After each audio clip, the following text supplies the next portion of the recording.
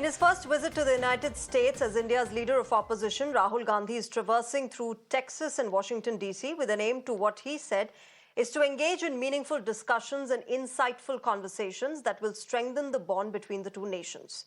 Two of those conversations have happened already. First was at the University of Texas, and the second one was with the Indian diaspora in Dallas City. While reaching out to the diaspora, Rahul called them India's ambassadors, the bridge between two unions, the United States of America and the Union of States. When you came to this country, you did not come with arrogance. You came with humility. You did not come with hatred. You came with love and affection. And you did not come with disrespect, saying that, we are come to America and who are these people? We'll show them. No, you came with respect. So inside your heart is respect, is love, humility. And you are our ambassadors in one way.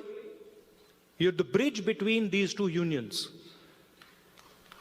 United States of America and Union of States, which is written in our Constitution. And so you have a very important role. Referring to his Bharat Jodo Yatra, the Congress leader explained how the phrase Nafrat ki Dukaan came about. Because the relationship between these two unions is going to determine the future of both these unions. The United States needs India, and India needs the United States. It's a fact. We cannot get away from it. So you have a very important role of being the bridge between your old home and your new home. In fact, Rahul Gandhi also attacked Mr. Modi, saying that people in India have understood that the Prime Minister was attacking the Constitution. And you should bring the idea of India to the United States and the ideas of the United States to India. Sam said that I had promised that I will go to Dallas. And it's true. Meanwhile, taking a jibe at the RSS and the BJP, Rahul Gandhi said that the Sangh believes that India is one idea, while we believe that India is a multiplicity of ideas. Now, Rahul Gandhi's visit, remember, is an attempt to reach out to the Indian diaspora and garner support for the Congress party overseas. Has he been able to do so? Let's try and understand from the very people who live there. On the broadcast, I'm joined by Ankush Bhandari, author. He's joining us from the US. Vibhuti Jha, former Republican candidate for New York Assembly, is joining us from the United States as well. And Sanjay Jha, author, is joining us on the broadcast as well. Good evening and namaskar to all of you. Let me start with you first, Ankush. What do you make of Rahul Gandhi's visit to the United States? It's his first since he became the leader of opposition. He seems to be more confident, more measured in his responses. What did you make of it? Thank you for inviting me, first of all, on your channel. And your question is very much the question of the time, what we can figure out of Rahul Gandhi. Let me ask you a question, further question to you. What do you figure out of the Rahul Gandhi and all the Gandhis who has so far visited the United States? Rahul Gandhi raised the question that we should have a cordial relation between India and America. The Gandhi family has ruled India for more than 56 years. Why don't they come with that relation? It's just a eyewash to the general public, just to make sure that now I have 99 seats in the parliament and I have some big stature. But the ideology and the way they have the ideology and way they have ruled the India from so many decades, it still reflects when he speaks up at the Dallas University or with the Indian diaspora. Am I audible? Vibhuti Jha, before I get Sanjay Jha to respond to Ankush, yes, Ankush, you are. Vibhuti Jha, I want to understand from you, the main aim of Rahul Gandhi's visit to the United States is to reach out to the Indian diaspora, to garner support from the Indian diaspora. Has he been able to do so successfully this time around? Thank you, Shreya, for having me here. Not really. The fact of the matter is he referred to NRIs as the ambassadors to this country, kind of, sort of, you know. But I have been in this country since 1991, and I can tell you, the first generation Indians who came here, they came with $6 in their pocket, totally frustrated and unhappy with the policies of that very party that he leads today. Because that's what drove Indians to migrate to this part for seeking a greener pasture, for either for higher education, or it was for, primarily for higher education, and the jobs came later. This is the very critical issue that Rahul Gandhi must answer to the people of India, that don't pay lip service to us. We don't need your lip service to tell that we are the ambassadors. We are doing a lot more than he gives us credit for. Having said that, there is another issue which is very important. You know, this particular crowd in Dallas, I have friends in Indian Overseas Congress, and they reported to me and shared with me that Rahul Gandhi came 2 hours late, and he had all the time in the world to talk about and preach and complain about India in a very managed and scripted speech. They said they were very unhappy because he looks like a managed crowd. He was not a natural self of his. These are the words of people who were there. Crowd began to leave midway. There were no thunderous applauses to anything. So the point of the matter here is he has not been able to link up, and people know him already. How much soever you may package, the pig will always have a different smile whether you put lipstick on him or otherwise or not. This is very critical for us to figure out. Let me get Sanjay Jha to respond to you, Vibhuti Jha. Sanjay Jha, you want to respond to what Vibhuti Jha is saying? He did not have even that this seemed to be a very scripted conversation. Vibhuti Jha, you made your point. Sanjay Jha, please go ahead. Please respond to what Vibhuti Jha is saying. This seems to be scripted by Rahul Gandhi. Bangladesh killings of Hindus there, and he was jumping the mantra of minority. Let me know when I can speak, We'll come to that one by one, Vibhuti Jha. Let Sanjay Jha respond. Vibhuti Jha, we'll come to that one by one. Let Sanjay Jha respond. Please go ahead, Mr. Jha. Yeah, in the fairness of a neutral debate, since you have two people from the right-wing ecosystem, I hope you'll give me adequate time to basically kind of debunk their absolutely subpar arguments.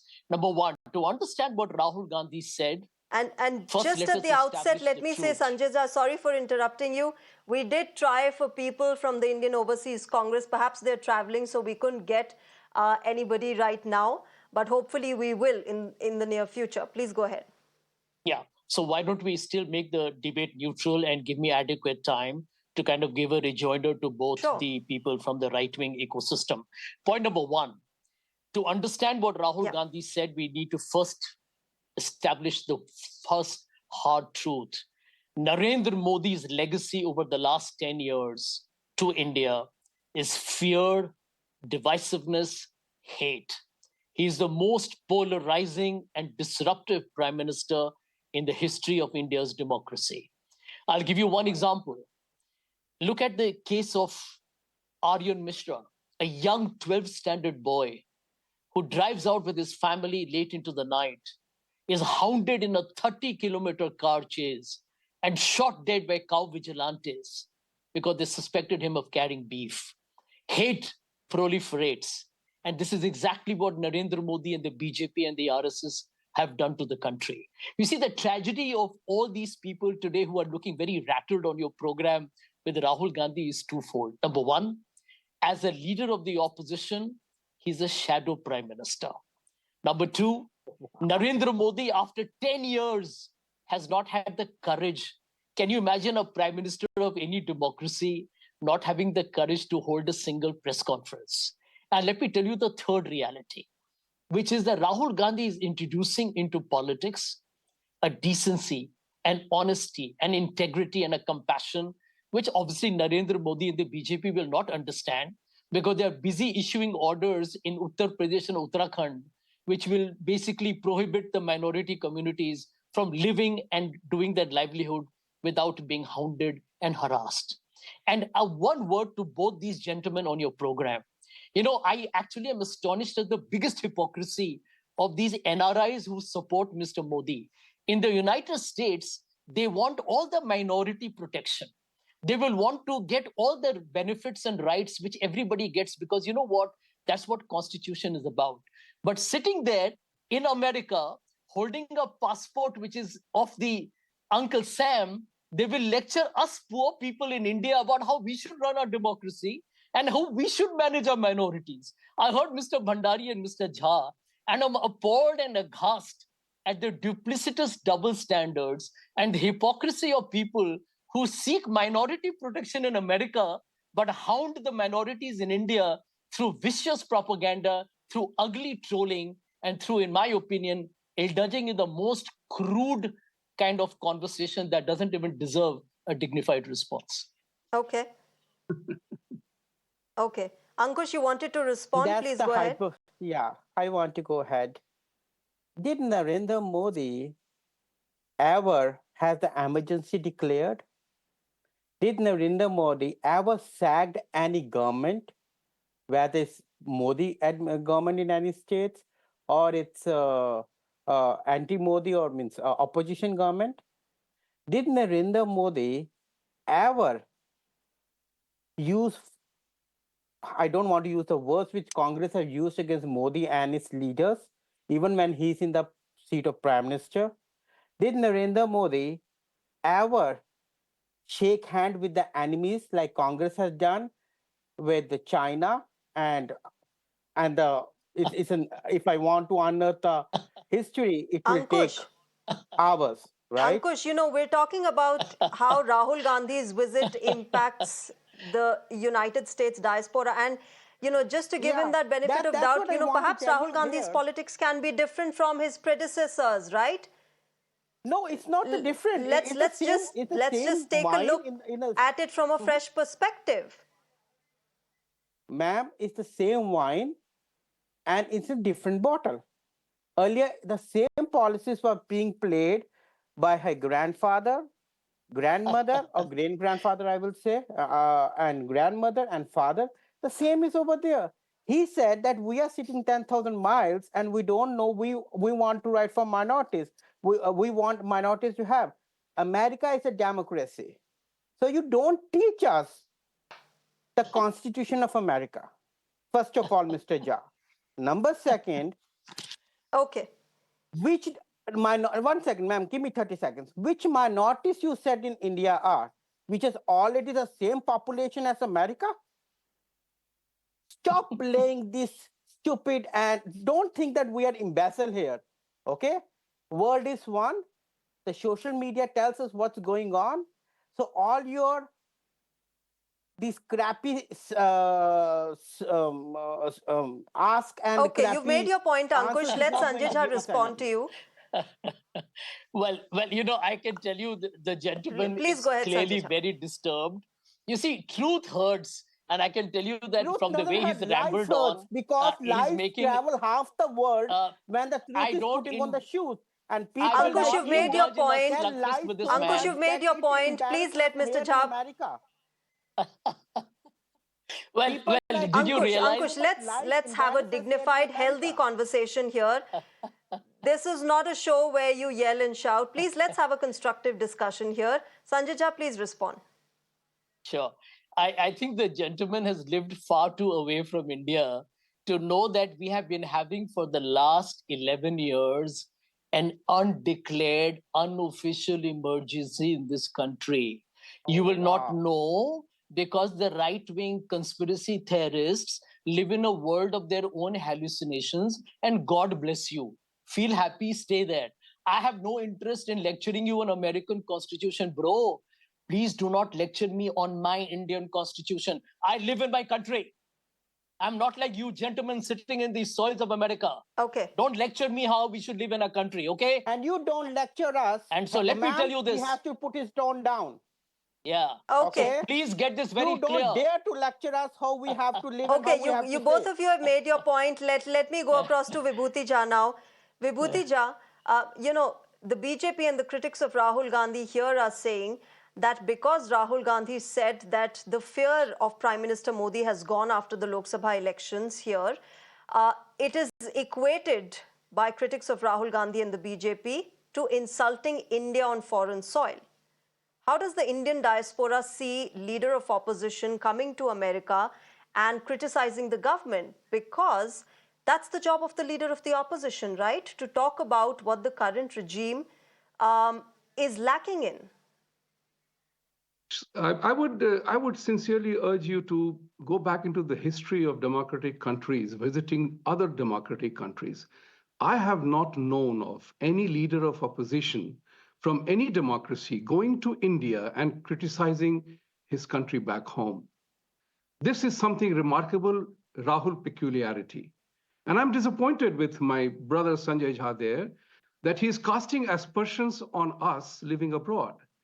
And he ought to know this, very simply put, that I didn't come to America on my own. I was brought here by American Express to bring India's liberalization story here. So, and you could see this. He was clearly, indulging in the classic Congress leftist Marxist agenda of doing personal attacks. We are not talking about policy here. I'm disappointed with my otherwise erudite brother to indulge in direct personal attacks. Now, that point is very important. Did Rahul Gandhi talk about any single matter referring to Bangladesh, genocide of Hindus there? None. He didn't even talk about that. He talked about that nobody fears Modi. Every Indian religion has a hand as a symbol of, standing for integrity. Does it mean that Islam is not a religion of India? Think about it from his perspectives, the things that he said. And this is what we are talking about. We are not talking about right wing or left wing. Right wing has as much liberty to speak up for itself as the left wing has to indulge in their crony behavior. I need 30 people seconds, who please. have been thrown out of their own party. Sanjay Jha. I have got other information as well. Sanjay Jha, respond to it. Also, before you respond, Sanjay Jha, Yeah, Sanjay Jha, just before you answer, I also want to ask you, why is it that when the issue of national prestige is involved, why do you have to make such statements? Why can't you just talk about what your perspectives are, what policy changes you want to bring in? Why do you have to criticize the Prime Minister and the BJP and the government of India on foreign soil? Well, two short responses. Number one, I think it's the most foolish and preposterous allegation that the right wing and the BJP makes, that Rahul Gandhi is being critical of Modi abroad. For God's sake, ladies and gentlemen, we live in the age of social media. What Mr. Biden or Kamala Harris or Donald Trump says in New York today is known to you at the same time as it is known to me. There's nothing new that Rahul Gandhi has said in Texas. It is known all over the world what Rahul Gandhi and, by the way, the people of India feel about Mr. Modi's government. And I felt it very rich to hear Mr. Vibhuti Jha give me a lecture on democracy. We may be brothers, we have different political ideologies, and I don't want to even beat about the bush on that point. But Mr. Vibhuti Jha represents the Republican Party of Donald Trump, which, by the way, the president at that point, Mr. Trump himself, forced an insurrection against his own government. The Donald Trump and the Republicans don't have a right to comment on democracy. They're a joke.